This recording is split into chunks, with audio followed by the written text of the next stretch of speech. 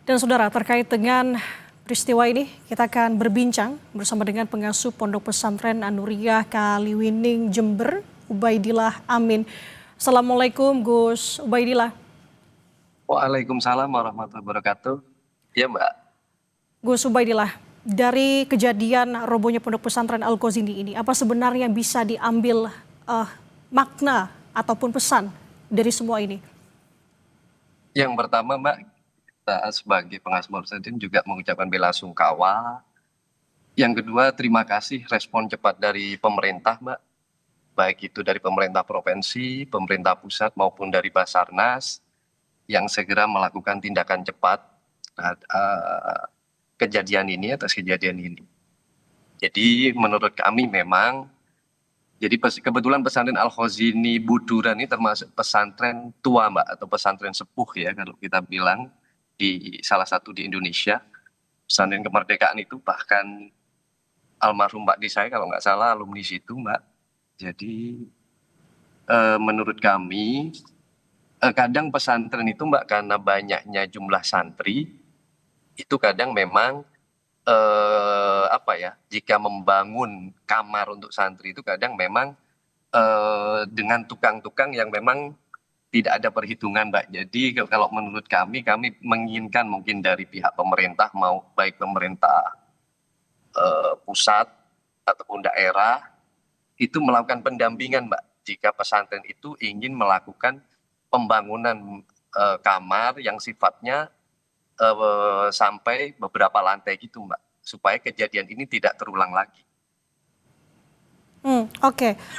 Gus Ubaidillah, tadi Anda sampaikan bahwa memang pesantren Al-Qazini ini merupakan pesantren yang lama, sudah lama. Apakah secara pribadi Anda pernah bermain atau mengunjungi pesantren Al-Qazini ini? Gambarannya seperti apa untuk dari segi bangunan? Apakah memang ini merupakan bangunan yang memang sudah lama begitu? Saya kalau terkait bangunannya belum tahu ya Mbak ya, apakah bangunan lama atau bangunan baru.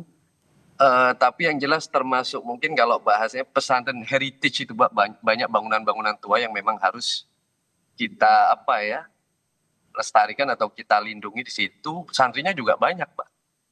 Jadi menurut kami sudah selayaknya mungkin ada pendampingan Mbak, gimana supaya bangunan ini tetap kuat, ataupun kalau ada bangunan baru secara konstruksi itu aman, seperti itu Mbak. Jadi apa saja poin-poin yang memang Anda sampaikan tadi bahwa memang banyak pondok pesantren yang bangunannya heritage begitu, agar kasus-kasus seperti ini tidak terulang kembali, Gus? Menurut saya itu tadi pemerintah di sini hadir Mbak, memberikan apa namanya pendampingan. Kadang kan anggapan kita kan kalau terkait untuk sewa atau kita minta gambar ke arsitek itu kan mahal Mbak.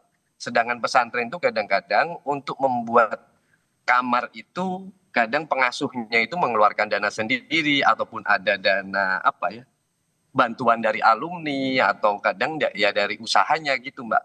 Ya kadang beberapa dari kalau dari pemerintah kayak Rusunawa itu mungkin sudah jelas ya Mbak ya. Secara konstruksi mereka terpantau kan harus ada LPG-nya juga itu bagus menurut saya Mbak. Mhm. Oke. Gus Ubaidillah selaku pengasuh pondok pesantren juga, kiranya apa yang menjadi fokus ataupun Gus Ubaidillah sendiri melihat kejadian ini, atau apalagi saat ini kondisinya masih ada korban di bawah reruntuhan bangunan pada saat proses evakuasi saat ini, Gus? Yang pertama saya yaitu selaku apa tindakan cepat penyelamatan Mbak. Karena saya dengar kan beberapa masih ada yang beberapa santri itu yang ada di dalam reruntuhan bangunan itu segera diselamatkan. Ya mungkin apa ya secara safety alhamdulillah itu Basarnas sudah datang. Mungkin kalau masyarakat yang sekedar diangkat itu malah membahayakan. Nah jadi kita juga saya meminta kepada mungkin ya wali santri juga harus sabar, percayakan kepada Basarnas pemerintah dalam mengevakuasi santri-santri yang ada di dalam reruntuhan itu, karena mereka juga melakukan itu dengan perhitungan cermat supaya tidak terjadi korban seperti itu Mbak. Oke, itu Jadi jadi kita dukunglah langkah-langkah yang dilakukan oleh pemerintah dan Basarnas ini untuk mengevakuasi itu. Oke, berarti memang sekarang harus ada langkah cepat ya, apalagi masih ada tanda-tanda kehidupan di mana santri masih ada di bawah Ya, reruntuhan bangunan. Yang roboh ini merupakan bangunan baru. Apa kiranya yang mungkin bisa Gus sampaikan kepada pemerintah setempat terkait dengan kondisi ini? ya ini sekali lagi Mbak, ini jadi pelajaran bagi kita, khususnya pondok pesantren jika ingin melakukan pembangunan, mungkin pemerintah juga Mbak, pemerintah supaya didampingi Mbak, pesantren ini jadi didata jika pesantren santrinya banyak mau melakukan pembangunan sampai 2 atau 3 lantai, pemerintah hadir. Misalkan memberikan konsultasi gratis terkait bangunan, ini kekuatannya gimana, perlu cakar ayam atau gimana, seperti itu Mbak. Kadang memang pesantren ini membangun ya yang penting jadi dulu Mbak kamarnya santri-santri. Yang saya tahu sih sampai kadang-kadang satu kamar itu bisa 20 anak santri atau 25 Mbak. Hmm, oke. Apalagi mengingat salah satu ponpes Al-Qazi ini merupakan tadi Gus sampaikan bahwa ponpes yang memang sudah cukup lama begitu ya Gus ya?